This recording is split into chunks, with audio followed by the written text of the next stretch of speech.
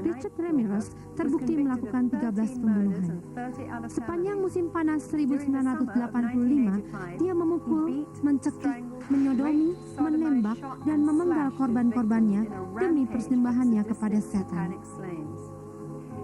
Di musim semi 1989, mayat ke-13 korban yang diantaranya seorang baru berusia 16 tahun ditemukan terkubur di dekat perbatasan Meksiko, Amerika. Sekte penyembahan setan itu percaya bahwa penyembahan manusia dapat memberi perlindungan magis. Yang lebih kejam lagi, organ tubuh seperti otak, hati, dan organ lainnya direbus dalam darah.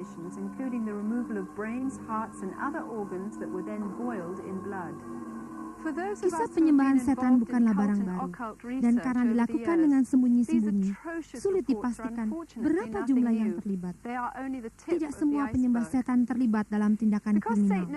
Namun, karena jumlah yang terus bertambah, pihak penegak hukum di Amerika bagian utara dan Eropa bagian barat banyak menerima laporan yang sama tentang kegiatan itu. Law enforcement agencies across North America and Western Europe are receiving similar reports of illegal activity. Satanically inspired child pornography and ritual abuse, animal mutilations, human penyembelihan sacrificial hewan, murder, pembunuhan manusia cannibalism, untuk rape, persembahan, sodomy, kanibalisme, desecration of perkosaan graves dan in Christian sodomi, churches are just penodaan some of the kuburan dan findings. penodaan gereja Kristen Victims hanyalah are from beberapa all walks of contoh. life. Their Korban stories are berjatuhan grotesque and dan beyond semuanya human menjadi belief. tidak masuk akal. The purpose of this video Tetapi is not tujuan to video ini over-sensationalize bukanlah a untuk hideous membuat subject, sensasi but berlebihan rather tentang to masalah inform ini, you of a very tetapi real sekedar problem memberi that is informasi sweeping kepada across our Anda nation. tentang masalah yang real What used to be yang hidden ada or dalam bangsa secret is kita, now arrogantly yang brandished dulunya in public by tersembunyi dan Satanists rahasia, who recruit kini penuh openly dengan and kesombongan, display macabre ditunjukkan oleh graffiti para and penyembah gruesome setan itu mutilations in dengan public menawarkan places. ajakan secara terbuka. In this video, we wish Dalam to video ini, educate you kami and ingin your mengajarkan family kepada on Anda how dan to keluarga protect yourselves bagaimana from the melindungi effects jiwa of dari Satanism. pengaruh satanisme.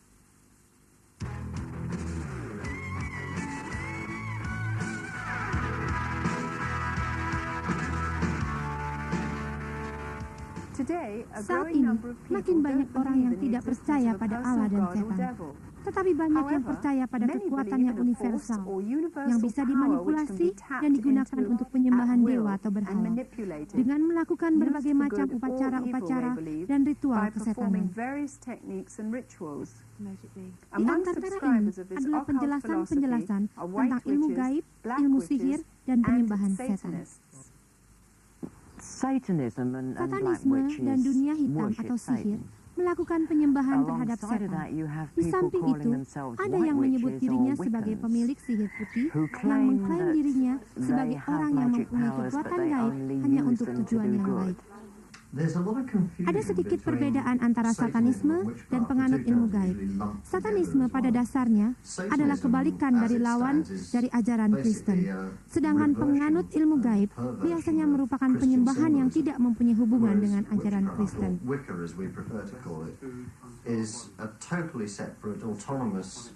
Organization that has its own form of worship which is not related to Christianity in any way at all. Ketika pertama kali saya masuk, kesannya sangat bagus, murni, seperti pertemuan biasa untuk memuji Allah. Tetapi ketika masuk dalam tingkat yang lebih tinggi, saya lalu mengenal Lucifer, dewa bertanduk, dan saya mempelajari sebuah lambang berupa pantograf terbalik yang merupakan simbol ilmu hitam dengan gambar-gambar yang melambangkan tanduk setan, dan saya lalu menyadari bahwa hal ini tidak semestinya. According to my Bible, witchcraft is witchcraft. Menurut Injil, sihir tetap sihir. Tidak peduli putih, hitam, atau abu-abu. Sihir mengizinkan dan mengajarkan percaya pada kekuatan gaib untuk mendapatkan apa yang kita inginkan. Jadi saya percaya bahwa sumber-sumber kekuatan yang dimaksud itu sama dengan sumber kekuatan dalam satanisme. Despite all the good that Wiccans think they do, their power source is exactly the same as that of Satanism. Many officials have been reluctant to admit the horrendous ramifications Banyak of pejabat satanic enggan untuk activity in mengakui America and merebaknya Europe. kegiatan satanisme di Amerika dan Eropa. Sebaliknya, ada beberapa orang yang telah tampil berbicara untuk menentang satanisme sebagai wabah serius yang harus dicegah. David Walsh David adalah Wilshire salah is one satunya. such person. Sebagai As a anggota British parlemen member of Inggris, Parliament, dia he tiada actively henti-hentinya alerts his memperingatkan fellow countrymen to tentang the merebaknya growing dangers satanisme of yang Satanism. berbahaya. Sekali kita membuka pikiran kita terhadap sumber-sumber praktek sihir, maka kita berusaha mencari jejak dari hal yang menggelikan ini dan bagaimana mudahnya tercengkram dalam satanisme yang kasar. Yang jelas, tiada bentuk ikatan yang lebih buruk daripada memperlakukan orang lain semena-mena guna kepuasan pribadi. Seorang Inggris, Aleister Crowley, pemimpin penyembahan setan, adalah seorang bisek dan pencandu heroin yang sangat keras menentang ajaran Kristen. Dalam bukunya Magic, secara detail ia memaparkan proses pengorbanan anak. Kekuatan pengaruh Crowley terlihat dalam kelompok seperti OTO, Order of Temple Orientals, dan Kolonel Michael Okino, pemimpin Temple of Sid, merupakan sebuah cabang gereja satanis. Pada tahun 1966, Anton LaVey mendirikan gereja satanisme pertama di San Francisco yang langsung mengklaim memiliki anggota sebanyak 10.000 orang. LaVey mengarang kitab suci satanisme dan ritual-ritualnya, dua dari beberapa hal terpenting dalam satanisme. Yang mengejutkan, ketika kitab suci satanisme pertama kali dipublikasikan, penjualannya melebihi penjualan kitab Injil 2 kali lipat di beberapa bagian Amerika, 10 kali lipat di beberapa kampus perguruan tinggi. Kitab itu mengajarkan perlawanan terhadap kebaikan kemurnian. We're in the very throes of a new satanic age. The evidence is all around us. All we have to do is look at it. Shemham Farah. Shemham Farah. Hail Satan. Hail Satan. To the Satanist, good is evil and evil is good. The truth is a lie and a lie is a truth. Sweet is bitter and bitter is sweet. And everything is twisted around the other way. Para penganut satanisme hampir tidak mengikuti akal sehatnya dalam mengambil kesimpulan. Jika benar-benar Tuhan tidak ada, mereka tidak bisa memberikan batasan yang jelas tentang apa yang harus dilakukan. Sehingga, jika seorang yakin akan sesuatu, ia bebas melakukannya. We believe in greed, we believe in selfishness, we believe in all of the lustful thoughts that motivate man because this is man's natural feeling. Karena itu, para penganut setan mengambil ekstrimnya dan berkata, jika saya ingin kejam, jadilah saya seorang kejam. Jika saya ingin menyakiti sesama untuk mencapai tujuan, saya bisa saja melakukannya. Secara umum, ada 4 kelompok penganut satanisme, yaitu golongan kematian, golongan religius baru, golongan non-tradisional baru, dan generasi baru. Golongan kematian bisa diklasifikasikan sebagai remaja. Seorang remaja bisa belajar banyak dari teman-teman dan buku-buku dan menentukan langkahnya sendiri. Tidak terlalu bahaya, tetapi pada tingkat tertentu bisa menjadi penjahat. Para remaja ini adalah para pelajar yang membuat grafiti di dinding-dinding, mengetuk-ngetuk nisan, dan membuat berita-berita tentang dirinya dalam masyarakat. Mereka juga mengadakan penyembahan binatang, dan mereka tergolong menyembah setan tingkat awal. And they're really novices. They're considered lower-level Satanists by those who are higher up into the satanic realm. The religious Satanists Penyembahan setan religius dilindungi hukum. Gereja setan pertama di San Francisco adalah contohnya. Mereka sangat religius dalam pendekatannya dan tidak melakukan kekerasan karena tidak produktif bagi tujuan mereka. Golongan non-tradisional baru adalah pria atau wanita atau sekelompok orang yang membangun kekuatan gaib dan terpolarisasi dalam berbagai aspek yang diambil dari Injil. Mereka menggunakan itu untuk melakukan kejahatan, dan kalaupun mereka tidak melakukan kejahatan, tujuan mereka tetap berbahaya. For what we're talking about for these purposes, the non-traditional Satanist is oftentimes the most dangerous. Golongan penyembah setan generasi baru adalah orang yang menyembah setan secara turun-menurun dalam keluarga, dan orang-orang ini melakukan hal-hal menakutkan secara rahasia. Sejak kecil, these Mereka dipaksa Satanists minum would darah, produce memakan all ikan, kinds of melakukan horrors sodomi, dan secretly. hal-hal From tersebut infancy, terus berlangsung dari generasi ke learned all these generasi. things. They have been molested, forced to drink blood, eat feces, urinated upon, sodomized, and just from generation to generation, it continues.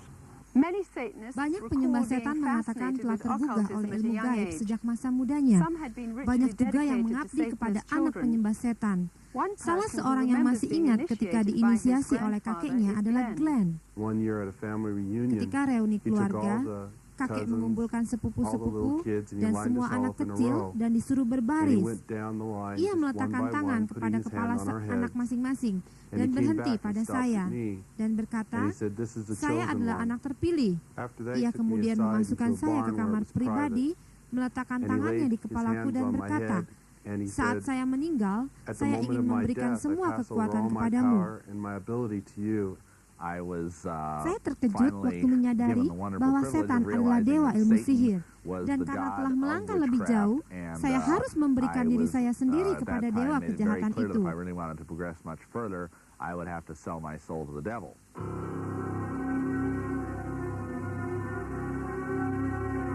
The main teaching is that Ajaran utamanya adalah bahwa setan mempunyai kekuatan untuk melahirkan dunia dengan dewanya. Dan secara salah telah dicampakkan ketika mereka menuntut kekuatan yang sama dengan Tuhan. Dan pada suatu saat akan mendapatkannya tempat lagi. Dan kita harus meningkatkan kekuatan karena semakin banyaknya pemuja setan ini. Dan untuk gereja. So we have to make his army bigger. So the more recruits there are in Satanism and the occult on the earth, the quicker his army would grow, and then he would take over and overthrow Christ and the Christian church. Worshipping of Satan is not a crime in the United States of Penyembahan America. setan di It's Amerika protected under the Serikat First Amendment. memang bukan merupakan Therefore, kejahatan. if you see a group of Jika Anda people menemukan dancing around a sekelompok fire, orang yang they're not menari-nari committing any mengelilingi crime. api, There's nothing that itu bukanlah the United States kejahatan. law enforcement Dan can hukum do. Amerika tidak bisa berbuat apa-apa. Menjadi pemuja setan bukanlah suatu kejahatan. Dan resmi tidaknya suatu kepercayaan bukan urusan saya. Saya hanya menyelidiki kejahatan. Susah untuk membuktikan tingkat penyebarannya, tetapi saya yakin kegiatan ini semakin menyebar. Satanisme di UK makin bertambah jumlahnya. Di Inggris, kita bisa melihat bahwa satanisme makin menyebar.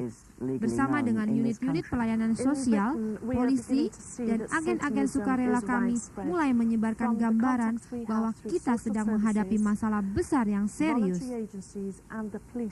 We are beginning to monitor the situation, therefore developing a picture which is showing that we have a very serious problem. Penganut satanisme dari aliran keras kadang memang terlibat aktivitas kriminal, dan untuk menutupinya mereka berusaha untuk berpenampilan senormal mungkin. Para dokternya, pengacara, dan bahkan orang-orang yang mempunyai pengaruh besar dalam masyarakat, atau bahkan juga anak kecil. Pendeta, menteri-menteri, dokter, petugas keamanan, hakim, pengusaha, orang istana, para remaja bergabung untuk suatu tujuan, mengorbankan apa saja untuk setan. Mereka tidak tampil secara menyolok, mereka tidak bertanduk atau berjubah. Mereka bisa saja tetangga terdekat kita. Saya tahu, ketika saya berada di dalam gereja satanisme, mereka sangat bangga bahwa mereka tidak seperti jaringan tunggal militer. Satanisme bertumbuh menjadi seperti militer karena berhubungan dengan hidup perang dan kematian. Mereka memandang perang sebagai persembahan manusia secara besar-besaran. Satanisme yang kita temui sudah menjadi internasional dan saling berhubungan. Di Inggris, berhubungan dari satu kota ke kota lainnya, bahkan ke Eropa daratan dan Amerika. Kegiatan ini melibatkan uang dalam jumlah besar yang diperoleh melalui kaset video porno atau obat-obat terlarang dan senjata.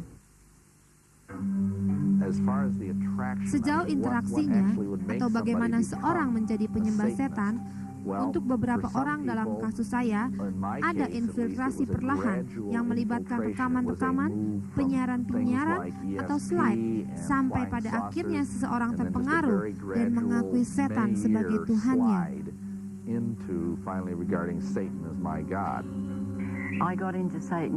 Saya terlibat satanisme karena janji akan kekuatan dan kemakmuran.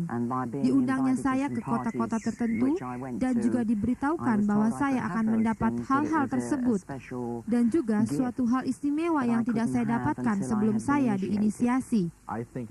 Saya pikir semuanya bisa diwakili oleh satu kata, nafsu. Bukan maksudnya hanya nafsu seksual, tetapi juga nafsu berkuasa yang sudah menjadi sifat dasar manusia. Nafsu yang ini berhubungan dengan yang oleh S.C. Lewis disebut sebagai nafsu spiritual, yaitu suatu gairah spiritual yang harus dipuaskan.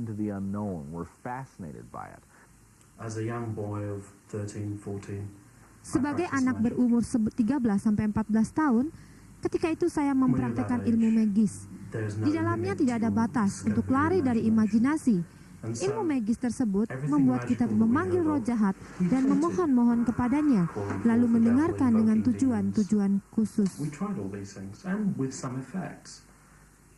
Tahun 81, Mark memulai praktek dengan kekuatan setan dan memulai perjanjian dengan setan dari kuil Olympus. Dalam pandangan saya, sihir adalah cara mendapatkan sesuatu.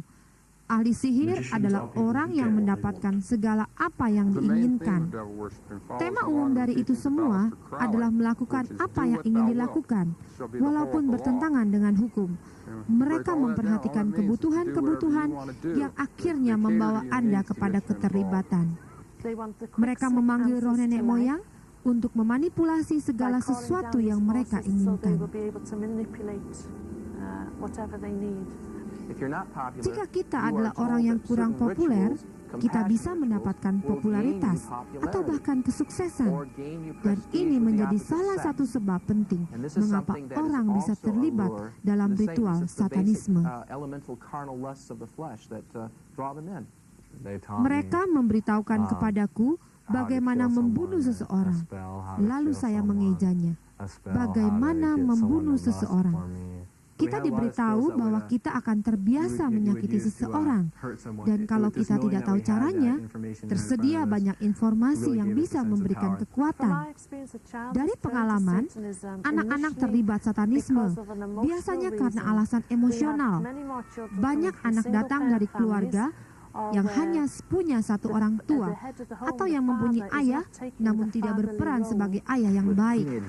Bagi mereka, tujuan utamanya adalah pemberontakan, yaitu melakukan segala sesuatu yang membuat orang tua menjadi marah.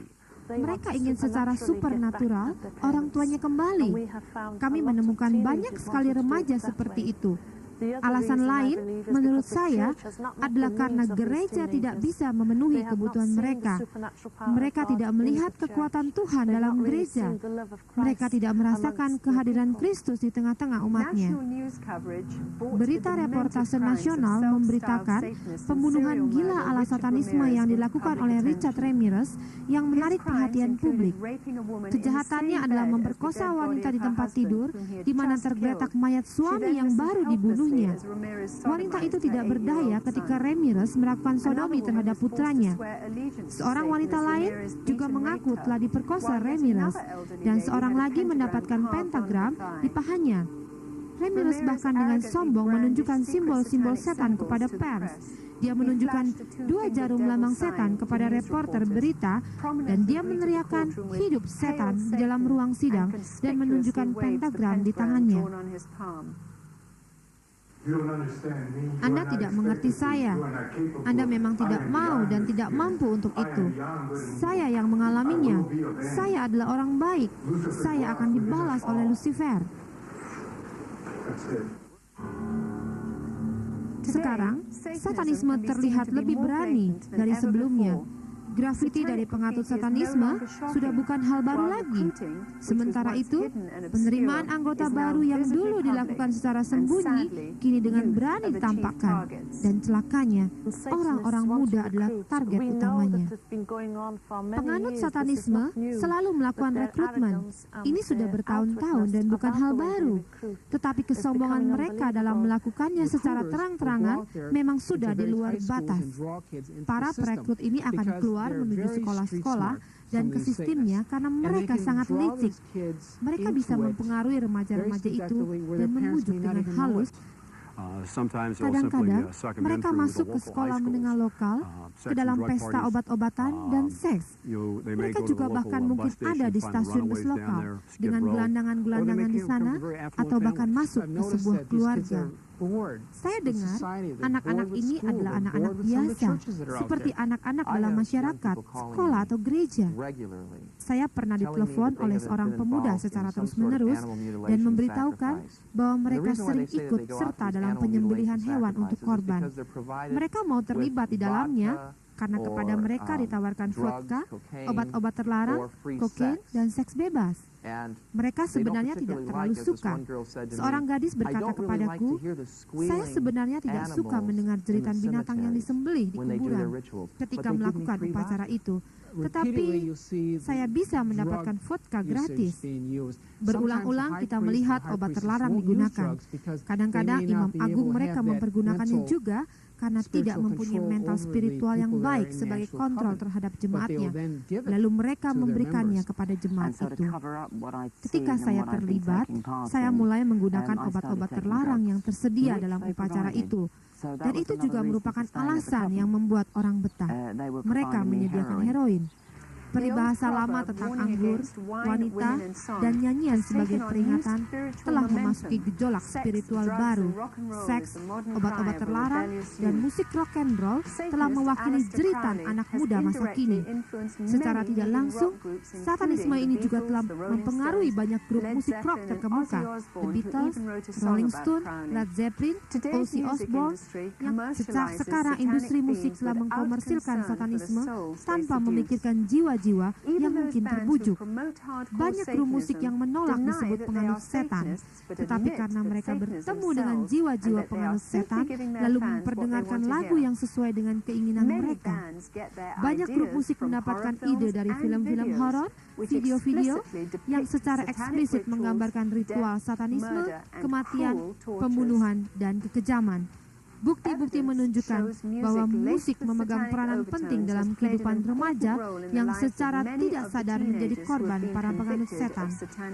Sang pembunuh, Richard Ramirez, terobsesi dengan grup musik AC/DC.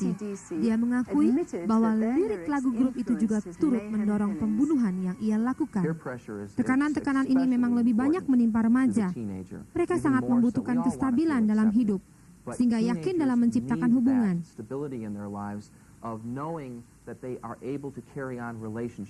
Dan ketika sebagian besar teman-temannya menggunakan t-shirt heavy metal dan mendengarkan musik-musik metal yang melibatkan lirik-lirik berbau satanisme, para remaja ini terpaksa untuk menjadi bagian dari kelompok ini. Saya melihat banyak remaja yang terlibat dalam mendengarkan musik itu. Walaupun tidak semua grup musik cenderung menyebarkan satanisme. Hanya grup musik black metal, speed metal, yang musiknya terasa berbau satanisme. Grup musik seperti Venom, Slayer, Merciful Fate, secara tidak sadar mengajarkan praktek-praktek buruk pada anak-anak itu.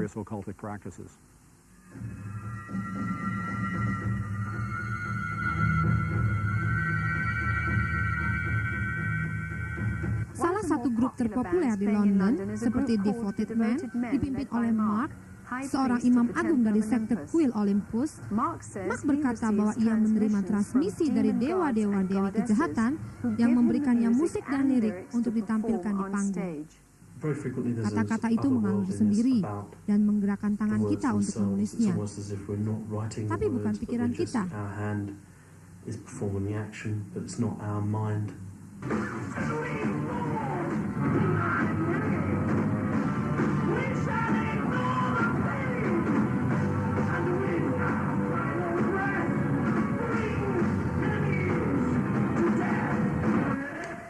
Man mendapatkan musiknya dari kuil Olympus dan menampilkannya di London.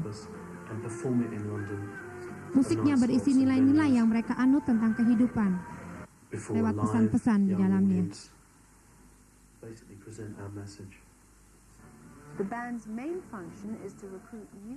Itu adalah merekrut anggota baru dari sekte. Imam Sarah dan Julian menceritakan ketergantungan yang luar biasa akan ilmu hitam yang juga bisa mendorong ritual seks.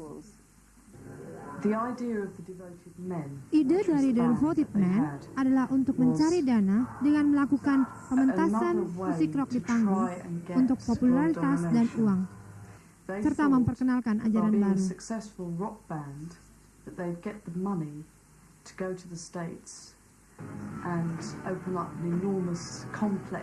Kalau kita bergabung untuk pertama kalinya dengan kuil Olympus, kita ingin mengetahui sebuah pertemuan sakral.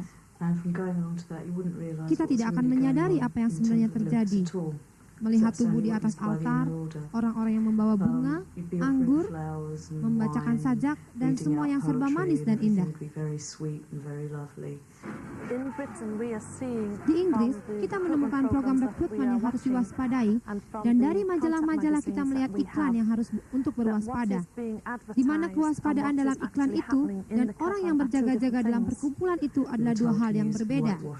Kita disarankan untuk menyembunyikan ilmu hitam dengan cara apa saja, dan itu juga merupakan perintah atau aturan. Masih banyak aturan-aturan lain lagi.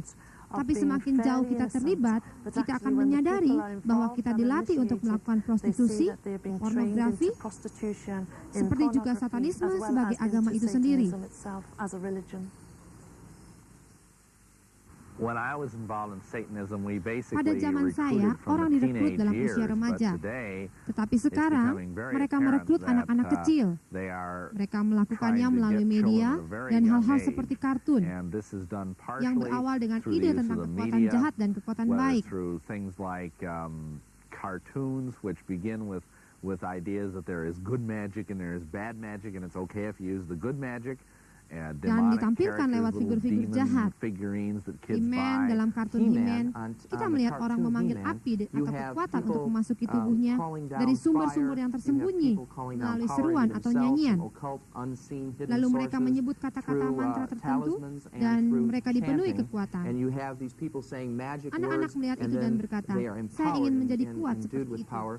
So that child looks at that and says, I want to be powerful.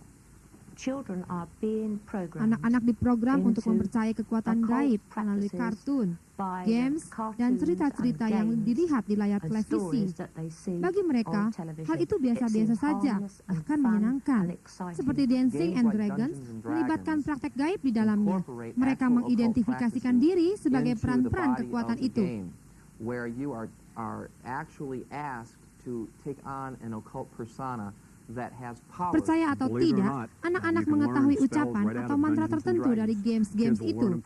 Saya telah mewawancarai beberapa anak yang pernah bermain game, lalu mengetahui semuanya, juga bagaimana mengucapkan mantra-mantra tertentu. Ketika layar video game memberitahukan mantra tertentu, lalu ada pentagram, lalu kita mempunyai mantra tertentu. Setelah itu, kita membakar 2 buah lilin hitam. Kadang-kadang anak-anak yang bermain video game itu percaya bahwa itu hanyalah kesenangan semata-mata. Mereka lalu tidak bisa tidur, karena selalu teringat akan permainan itu. Hidup mereka lalu berubah, dan mereka pikir hal itu adalah biasa-biasa saja, dan bukan merupakan kesalahan. Permainan-permainan itu tidaklah cukup. Lalu mereka beralih ke bacaan-bacaan tentang hal itu. Saya pergi ke perpustakaan sebuah sekolah dan meminta buku-buku tentang sihir. Saya mendapatkan seni hitam, sihir, dan semua aspek yang berhubungan dengan hal gaib. Ketika saya melihat lambang salib Lucifer, saya tidak tahu siapa itu Lucifer, karena saya tidak punya latar belakang Kristen. Tetapi dikatakan, jika kita menyembahnya, kita akan mendapatkan semua keinginan kita.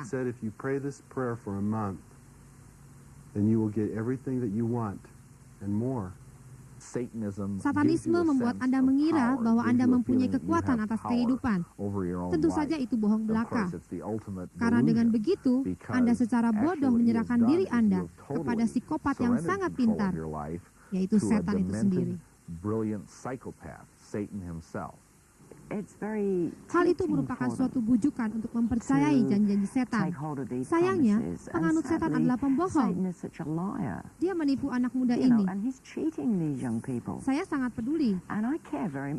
Mereka tertipu, terbujuk, dan mati. Karena harus menghadapi kenyataan bahwa janji itu tidak terpenuhi. And a lot of them, it is because they have at some point been involved with the occult, and they die because they can't face the fact that the promises weren't kept. Ritual-ritual satanisme disembunyikan dalam kerahasiaan. Rekrutmen anggota baru satanisme sering dilakukan secara paksa, menyuruh meminum obat terlarang, dan juga mengumpulkan darah. Mereka tidak bisa berbuat apa-apa. Dalam keadaan mata tertutup, dibawa ke kuil setan. Ketika sampai, saya terkejut melihat deretan orang-orang. Sekitar 400-an orang, seorang berdiri dan melakukan penyembahan. Ada patung setan, setengah manusia dan setengah binatang. Sebuah altar tinggi, dan pada altar itu ada cangkir dan pisau. Dan beberapa pendetanya berdiri membentuk setengah lingkaran. Diberitahukan juga untuk tidak takut atau malu pada siapapun juga. Semua itu merupakan rahasia. Of course you were told, not to say anything to anybody, because it was the keynote of the movement was secrecy. Little wonder when you knew what went on in there.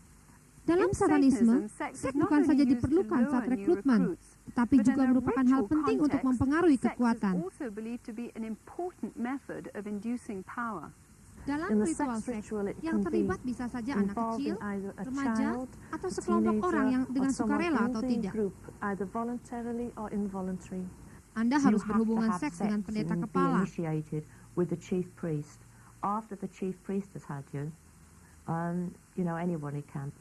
Salah satu ritual terbesar yang pernah saya ikuti adalah ritual perkawinan, yang pada saat itu melibatkan saya dengan pasangan saya dalam kelompok itu. Setelah pernikahan dilakukan, saya harus tidur dengan kelompok wanita, dan pasangan saya tidur dengan kelompok pria.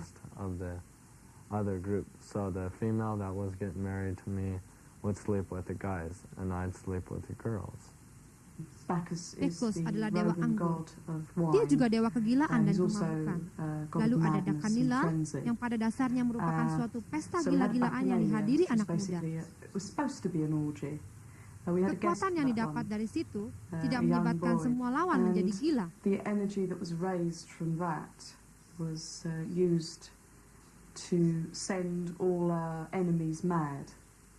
Seks merupakan hal yang sangat rahasia,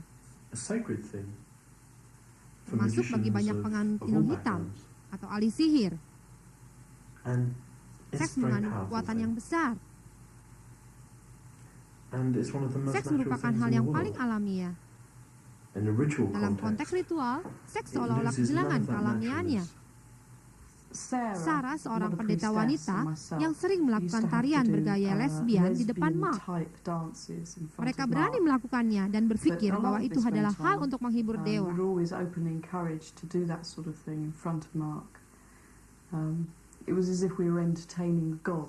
Satanisme, sadisme dan kelainan seksual merupakan jalan keluar. Kesengsaraan dianggap dapat menimbulkan kekuatan tertentu. Kita melihat bahwa sadisme dan kelainan seksual merupakan akar dari satanisme. Mereka melakukan penganiayaan demi kepuasan mereka sendiri.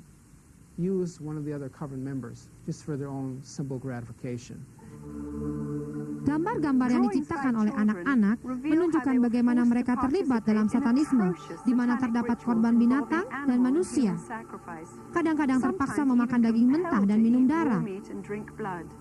Adalah suatu kenyataan yang menggoncangkan melihat anak-anak berada di kuburan selama berjam-jam, bahkan kadang-kadang bersama ular.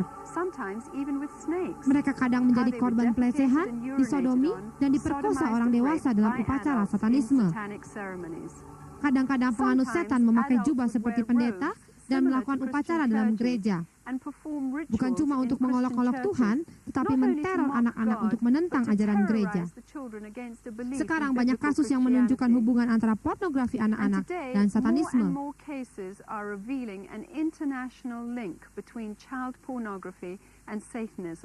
Penyelenggaraan ritual-ritual yang konsisten dari satanisme garis keras selalu diwarnai indoktrinasi dalam pikiran anggota-anggota. Mereka melakukan kekerasan, termasuk kekerasan seksual terhadap anak-anak, dan segala sesuatu merusak kemurnian anak-anak itu, kepercayaan, atau semangat hidup mereka. Satanisme ada di negara ini, sebagaimana di tempat lain. Kejahatan, kekerasan seksual, pembunuhan bukan hal yang main-main. Hal ini harus ditanggapi secara serius, karena merupakan hal terburuk yang pernah saya tahu ketika anak-anak menceritakan apa yang mereka alami. Para orang tua kelihatannya kurang serius menanggapinya.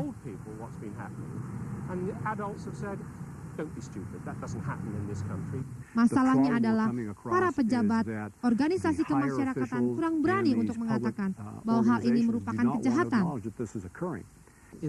Apakah sistem peradilan kita mampu mengatasi hal ini? Apakah mereka percaya pada satanisme? Jangan-jangan mereka mentertawakannya. Salah satu upacara terbesar dalam satanisme adalah misa hitam atau Black Mass, yang merupakan paroki dari misa Katolik, di mana kata-kata dibaca dari belakang dan banyak tradisi Kristen dilecehkan. Dalam satanisme, kita harus melakukan ritual-ritual khusus yang ditujukan untuk mengolok Tuhan. Misalnya dengan memutarbalikkan urutan liturgi dalam misa Katolik, komuni, atau lainnya. Hal itu diharapkan membuat Tuhan merasa terhina.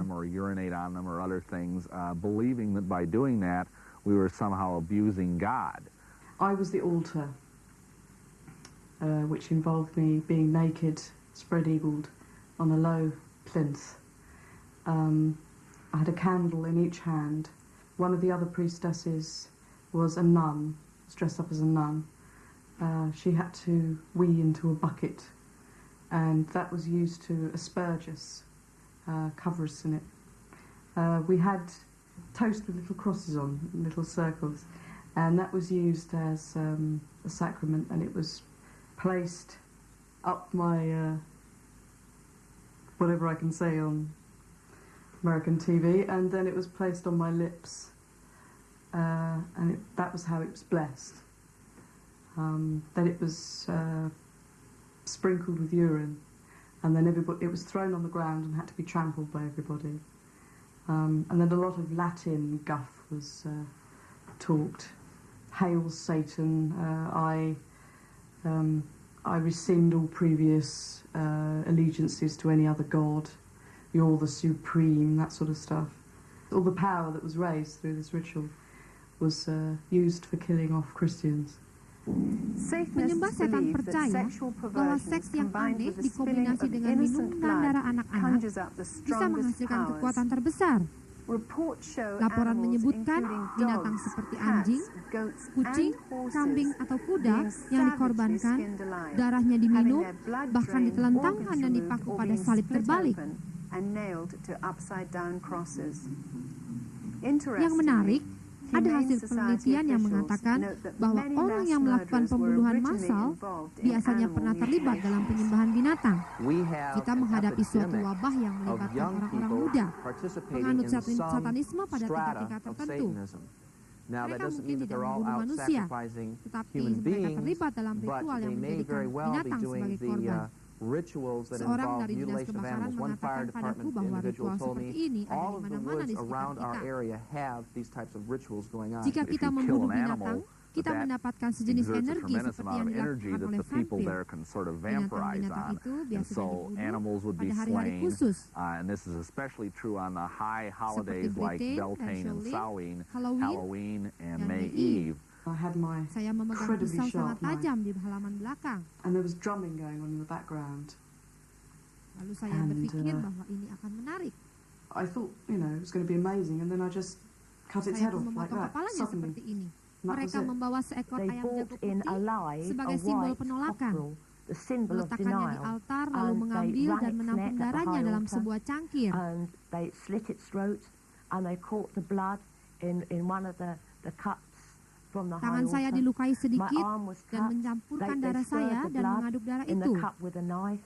Saya I had harus to drink meminum that darah blood, itu, put my mencelupkan finger in jari the saya blood ke darah, and sign dan a real membuat tanda tangan parchment, pada not a kertas. silly scrap of Kertas paper, itu terbuat but a dari real kulit kambing atau proper sapi sebagai parchment tanda that I perjanjian would serve untuk the devil melayani the setan rest seumur of my hidup. life.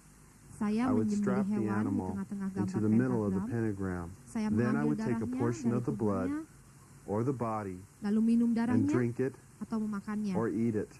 Saya percaya I hal itu believe akan that by menambah doing kekuatan this, more dan power kemampuan and saya. more ability was being placed into my body. Pengorbanan binatang Something itu about biasanya memaksa sacrifice. kita untuk If melakukannya you do it terus-menerus. once, you want to do it all the time. Sebab jika berhenti, Once you've actually kita akan merasa passed the seperti barrier of kehilangan darah. sacrificing an animal, Saya you pun get this sort of mengulanginya. bloodlust where you really want to do it. And I really wanted to do it. Dipercayai It's bahwa cara believed that if you terbaik just kill adalah an animal, membunuh binatang that's itu not secara much good. perlahan-lahan. You've got to kill it slowly, Semakin lama dia because, or and menjerit, this would be true semakin of a kita person mendapat too, of tambahan course, kekuatan.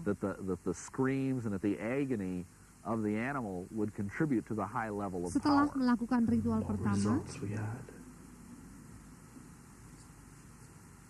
After just the first ritual, kami We were berpindah untuk moved melakukan kegiatan berturut-turut. to throw every effort into the successive workings. Kekuatan, The power, inilah the jawabannya. response. Penyembahan setan Devil adalah worshiping in komunitas the kita community can menandakan just keburukan yang stigmatize tidak that dapat community diperbaiki.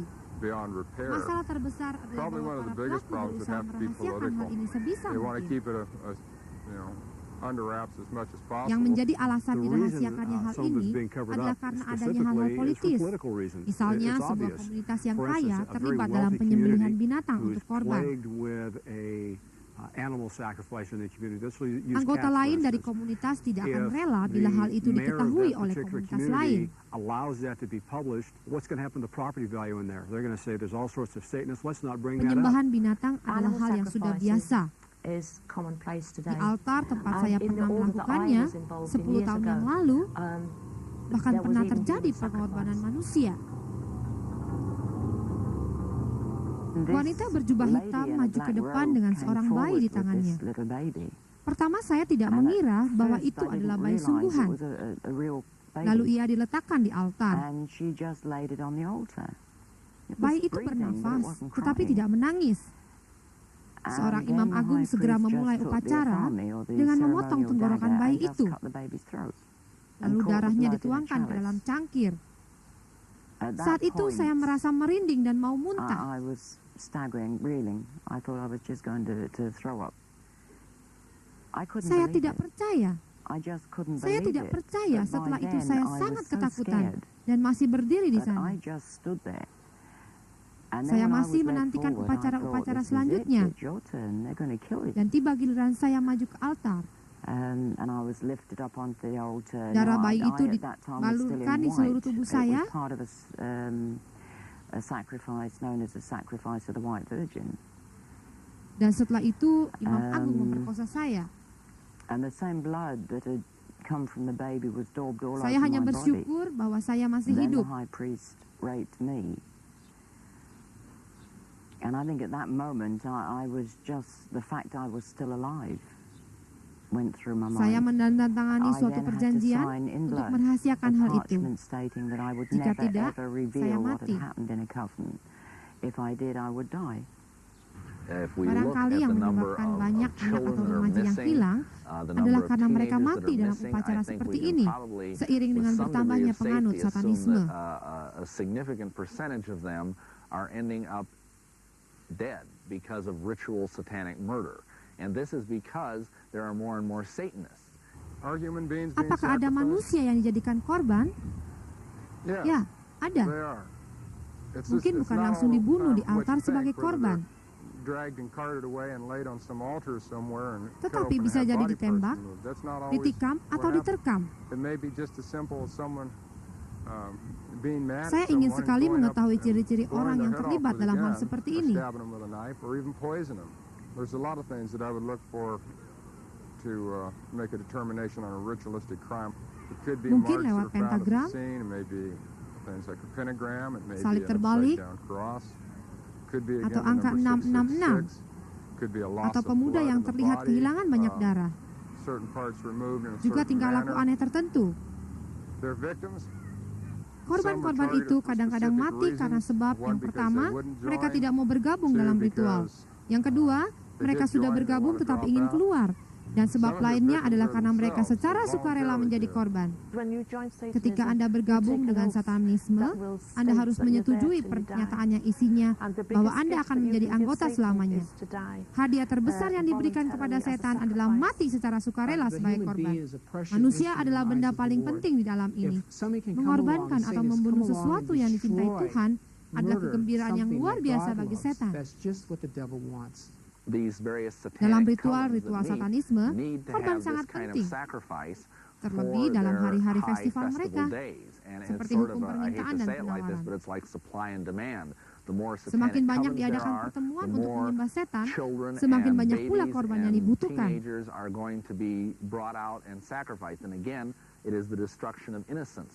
Misinya adalah menghancurkan kesucian, karena itu anak-anak kecil, remaja, dan orang-orang Kristen yang baik dicari untuk dijadikan korban. Penganut satanisme sering melakukan upacara korban pada hari-hari besar gereja.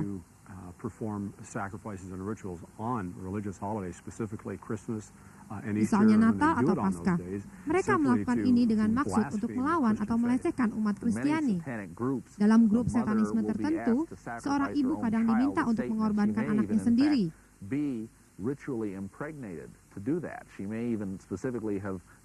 Jika ia dalam keadaan hamil dan ketika bayinya lahir, bayi itu tidak pernah diberitakan kelahirannya karena akan dibunuh. Kadang-kadang sang ibu diminta untuk melakukan pembunuhan. Di sebuah bagian Inggris yang damai dan indah, Country of Surrey seperti wilayah provinsi, di mana orang sulit percaya akan hal seperti itu, ada pengakuan dari seorang ibu yang telah mengorbankan bayinya dalam ritual satanisme. Ini adalah pengakuan yang menghebohkan bahwa suatu kejahatan telah berlangsung lama di sana. Seorang imam agung bisa memilih wanita yang disukainya. Biasanya wanita yang termuda. Saya pun hamil, saya tidak menginginkan bayi ini, tetapi juga tidak tega melihatnya mati di altar, karena itu saya lari. And I was terrified. I didn't want the baby, but I didn't want it to end up on an altar. The law was that it was the master's baby, and therefore he could do as he wished with it. So at that point I ran away. Lolos dari altar persembahan dan tidak seperti bayi-bayi lainnya, bayi ini selamat dari pengorbanan.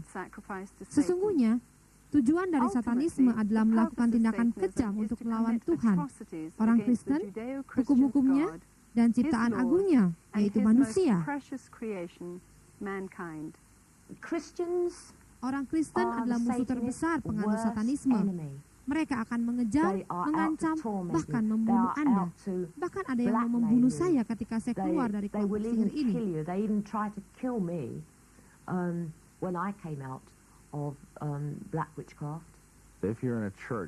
Roh Tuhan hidup di dalam gereja dan mengintai Anda. Doa-doa membumbung kuasa. Lalu orang-orang penganut ajaran setan itu akan menganggap Anda sebagai musuh dan berusaha sedapat mungkin untuk membunuh dan menghancurkan Anda. Trying everything they can to destroy, to kill, and to maim, because that is, of course, the nature of Satan, and that is also the nature of his followers. They will try and infiltrate your church. They will try and set up whispering campaigns against the pastor and the elders. They may even try to seduce the pastor. For 2 years, I was involved in the Baptist church. I was constantly dan terus complaining mengeluh about the tentang lama pastor's dan sermons keringnya being upacara. too long, being too dry, Dan mulai sowing bercerita discord between the dengan people, teman di samping mengenai hal-hal gossiping itu. about others. Setiap orang yang baru diinisiasi dalam suatu upacara penyembahan akan mendapatkan tugas. Salah satunya adalah mencemarkan gereja. Mencemari gereja dengan menggambar lambang setan di altar dengan tujuan menghadirkan perasaan takut dalam gereja. Beberapa penganut setan yang dianggap kuat mendapat tugas untuk merusak acara pertemuan di gereja dan menghentikan para jemaat dari harapan akan penyelamatan mereka, yaitu Yesus Kristus.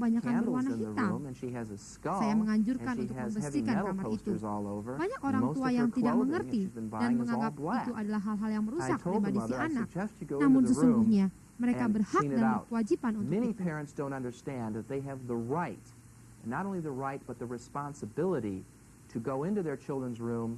You are not violating their privacy because their privacy belongs to you. The parent today Jika tidak, has to spend anak itu bisa menjadi time penganut kejahatan. with their children. If they don't, this Kontrol child may terus spend posisi time mereka. with somebody Jika that's mereka very ingin ke evil. pesta, Keep track of where katakan they're saja at. oke, And kamu if they boleh should say, pergi well, dan ayah you akan know, menemanimu. I'm just going to go over there to this party, say, well, fine, you can go, but I'm going to go with you. The greatest Perlindungan yang baik protection a untuk parent anak can do adalah is to terus keep an open line of berkomunikasi dengan communication mereka. with the young people. That's Banyak sekali anak bermasalah dan the central berkata, theme that comes up "Aku over and tidak over bisa with kids. bicara Well, dengan I ibu. can't talk to my mom. I Aku can't tidak talk bisa to my bicara father." dengan ayah." Let them know right from the Biarkan first. mereka tahu It's okay bahwa to mereka talk bisa to bicara kepada orang tuanya. Jangan You're terlalu not banyak gonna menghukum condone them jika doing mereka things melakukan wrong, kesalahan. but you're not going to stop loving them either. It's no good shouting Tidak ada and gunanya getting mad membentak with the atau kids. memarahi anak. Biarkan It is keluarga time Anda tetap to, teratur dan tenang. Put your family in order. If we don't handle Jika kita this tidak now mulai properly mengajarkan kepada in anak-anak our dalam church gereja by teaching bagaimana our melindungi Christian diri dari children kebohongan, where their apakah protection kepercayaan lies, mereka, where their siapa faith itu is, setan, who dan is bagaimana Satan, posisi and where setan he di dalam is in Injil, position to the upaya Christian untuk gospel, mengatasi pengaruh then we setan are bagi going generasi to mendatang be akan rendering, sia-sia. the next generation useless in defeating this problem, which is just escalating. Saya terlibat dalam perkumpulan sesat selama 5 tahun, yang sebenarnya bukan pilihan saya.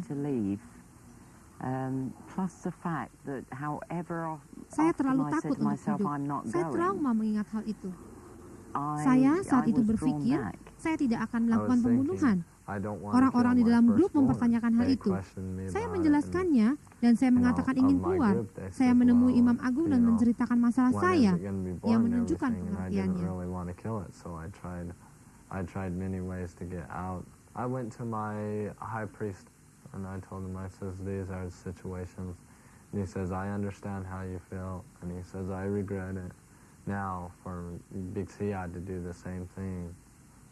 Jika Anda terlibat satanisme dan ingin kembali, Anda harus menemukan ajaran dengan dasar yang kuat dari Alkitab. Carilah pemimpin agama dan tanyakanlah segala hal. Setelah itu Anda boleh memasuki komunitas dan bertanya, pertama, apakah mereka benar-benar percaya pada Injil dan kekuatan Tuhan? Atau justru pada kekuatan jahat? Lalu, apakah mereka percaya bahwa Yesus telah mati untuk mereka dan bangkit kembali dari kuburnya untuk membebaskan kita? Seorang pendeta datang menemuiku dan menceritakan tentang cerita Tuhan. Saya berkata, tidak, Anda tidak mengerti apa yang saya lakukan. Tetapi ia mendorongku untuk mengikuti pertemuan-pertemuan tertentu. Orang-orang di sana mengatakan bahwa Tuhan mencintaiku. Yesus mati untukku. Lalu, akhirnya di dalam diriku tumbuh harapan yang tidak saya alami dalam waktu yang lama. Saya pergi mengirimkan cek untuk gereja satanisme. Ketika pulang, saya bertemu dengan wanita yang menyebut nama Yesus. Tentu saja saya berpikir bahwa ini adalah lelucon besar. Ketika itu, kekuatan setan saya hilang.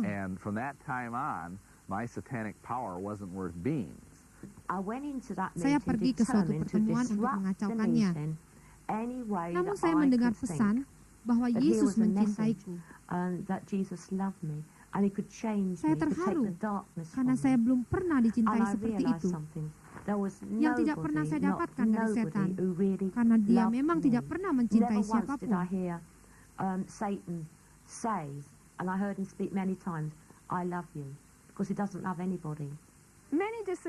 Banyak penyembah setan yang berbalik untuk berbakti kepada Yesus. Tentu saja ada kesulitan dalam keputusan ini. Their decision, however, while ultimately liberating, was wrought with difficulties. Maksudku, saya mempunyai banyak masalah ketika memasuki gereja. Saya biasa ke gereja tanpa diperhatikan. Saya ke gereja lain dan mulai menjerit dan berteriak. Saya tidak tahu mengapa saya putus asa dalam menginginkan hidup baru, dan tidak mengerti mengapa saya memberi reaksi seperti itu. Orang-orang melihatku sebagai orang gila. Lalu saya lari dari semua itu. Anda akan merasa bahagia karena setan melepaskan Anda. Anda telah banyak menghancurkan diri sendiri. Walaupun pada saat itu setan akan menggunakan keluarga Anda untuk melawan Anda. use your family against you, use a lot of things against you. Menjadi Kristen tidaklah cukup.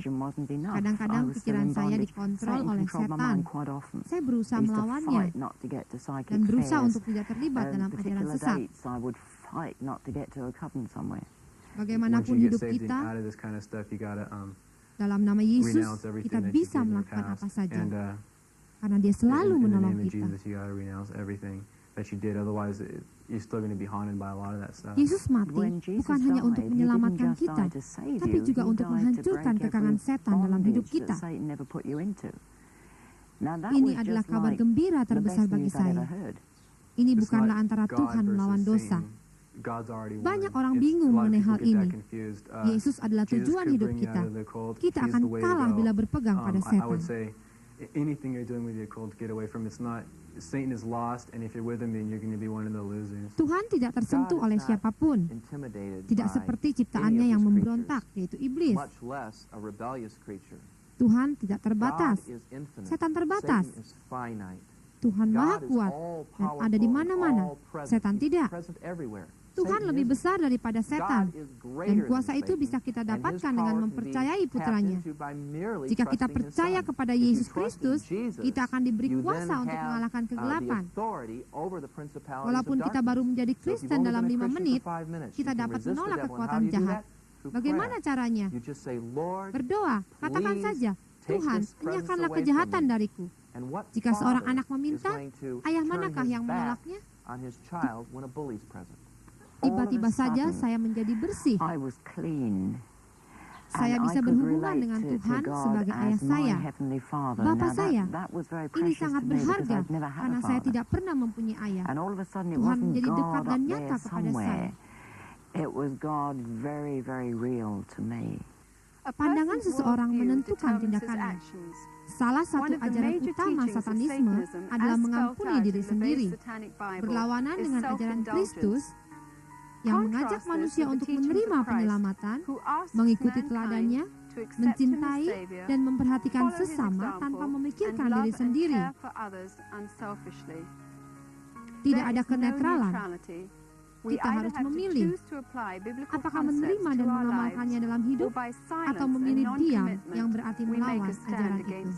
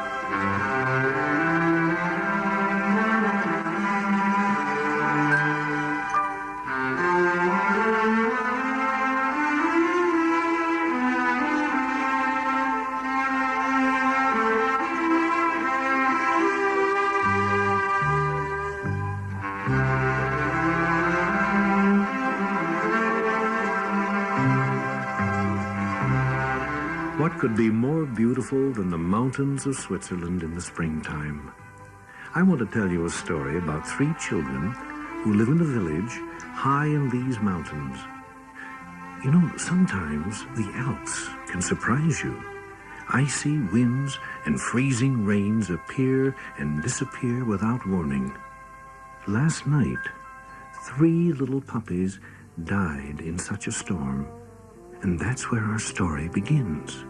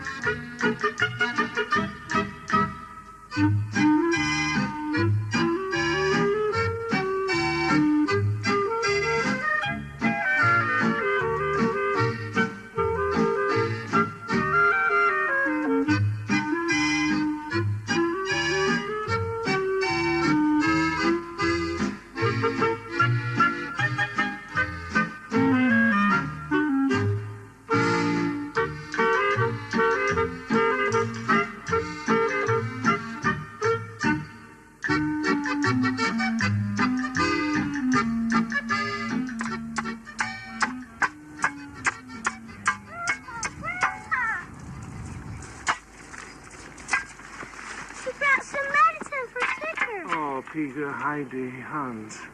We're too late. What? Ticker's dead. Dead? Pneumonia's a bad thing, Peter. She was just too weak to hang on. And her puppies? They were all out in a very bad storm, in the wet and the cold. They all died, Peter. All except...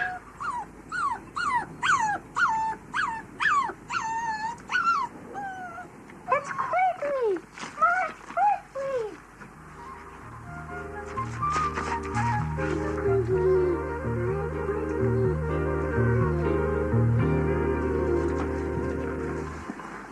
Why did ours have to die? We should be happy for Peter. I'm happy for him. You're a brave girl, Heidi.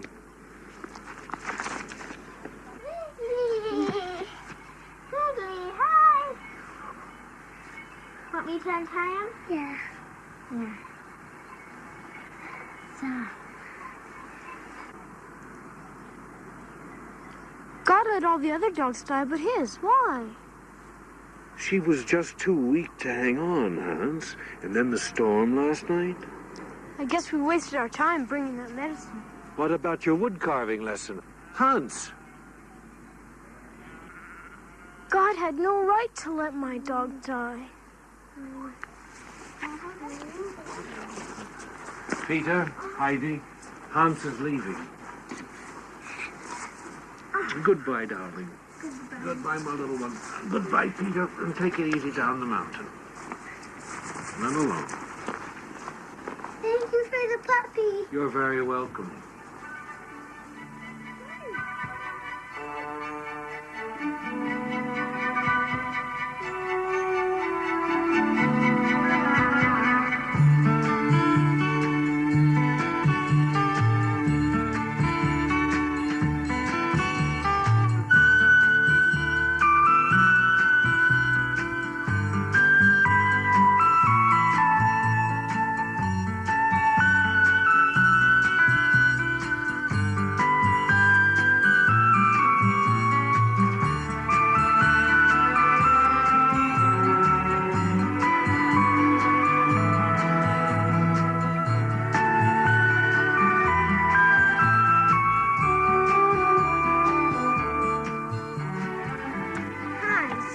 What do you want?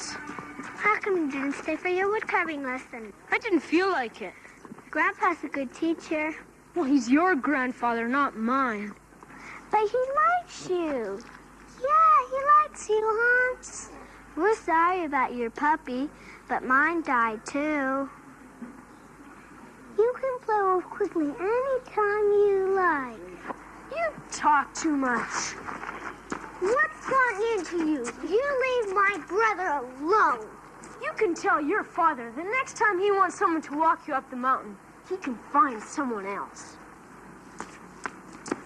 That Hans is asking for a bloody nose. I don't think I'm big enough to do that. Not you, Peter. Me.